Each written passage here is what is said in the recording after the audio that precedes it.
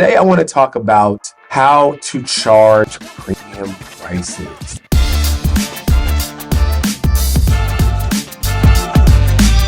What's going on, everybody? Welcome back to another episode of Financial Freedom Fastlane. And remember, the quicker you get to your dream life, the longer you get to live it. So today, I want to talk about how to charge premium prices. Now, when you think about charging premium prices, right? You look at a shirt like this. This is a new shirt that we're going to be releasing underneath the Melanin Money store.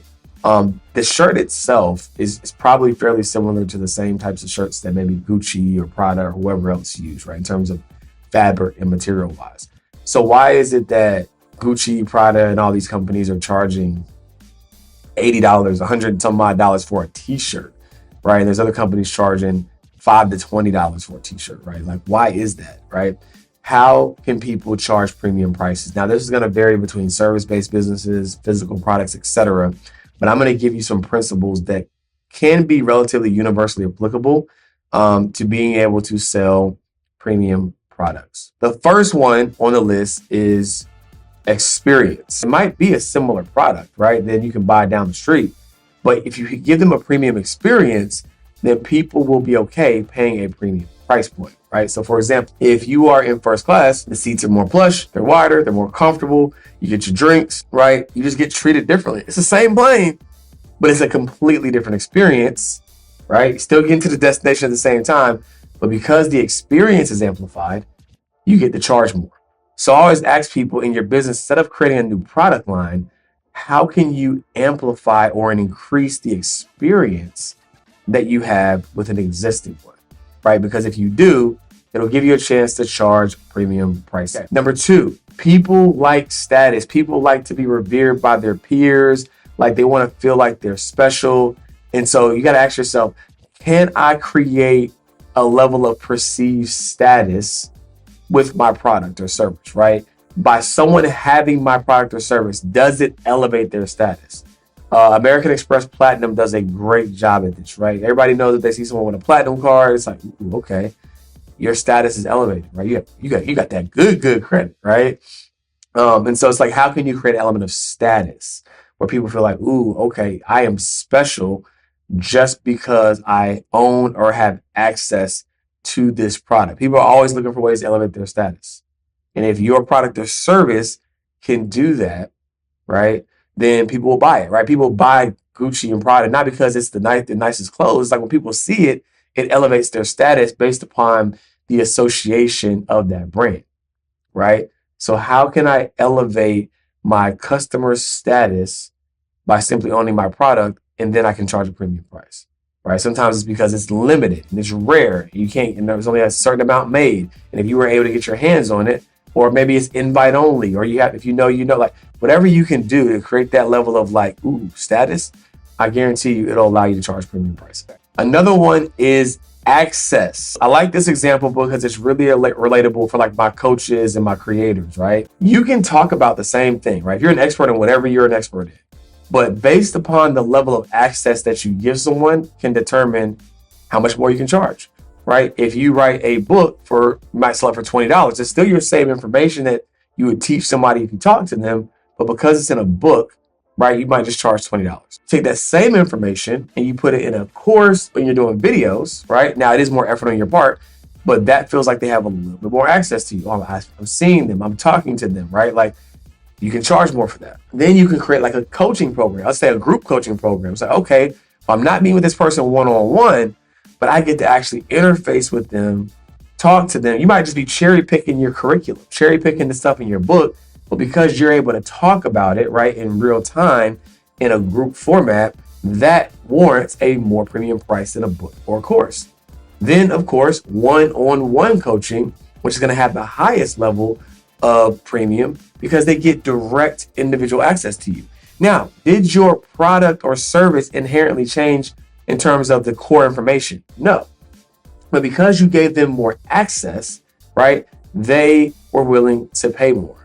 If you have front row seats at a concert or front row seats at a game, right, that level of access is also going to amplify your experience. So a lot of these things are intertwined. It's like you can't just do one. but your level of access will amplify your experience. If you have those front row seats, you're probably gonna have a better experience. You're probably gonna have people bringing you food instead of having to go to the concession stand, right? So like, think about it from that vantage point. How can I like have this trickle down effect of hitting multiple markers in order to be able to charge premium prices? Here is my personal favorite, and that is speed. Let's say that you order something online and you got a trip coming up. So you do express overnight shipping. Do you expect that company to put additional items in your box just because you paid more for shipping? You don't have that expectation. You simply want to get the product faster, and you understand that there's a premium associated with, I got to pay more to get it to be faster. So when you think about like a product or service-based business, if you say, hey, look, you want to learn how to make your first 6 figures in business. Now, do you want me to teach you that over 12 months, or do you want me to teach you that over 6 weeks? Right? The average person is going to say 6 weeks. Well, if I teach you it faster, I'm going to have to charge you more, right? Because of how fast I'm able to teach you. Now, I'm not teaching you anything different, but instead of us doing it over 12 months, I'm going to consolidate it and condense it inside of 6 weeks, right? Now, the challenge is most people who create products or services, the more they charge something, they want to throw the kitchen sink and say, oh, I'm charging $10,000, so I got to give them everything. And that's not true, right? Like, people at the highest level, they want that one tweak, that one simple thing that can get them there faster. And that means they can get to their goal faster, which means they're going to make more money longer, right? Or whatever it is that you're trying to help them with. So get away from this idea that the more I charge, the more I have to do. No, you just want to get them the result faster. For example, does it cost more to go to the gym and get a gym membership, or does it cost more to get liposuction? Now, I'm not advocating for liposuction, but the reason why people do it and get their body done, the BBLs and all that, is because it's fast. They don't want to go to the gym for 2 years or 12 weeks or however long it takes to get their dream body, right?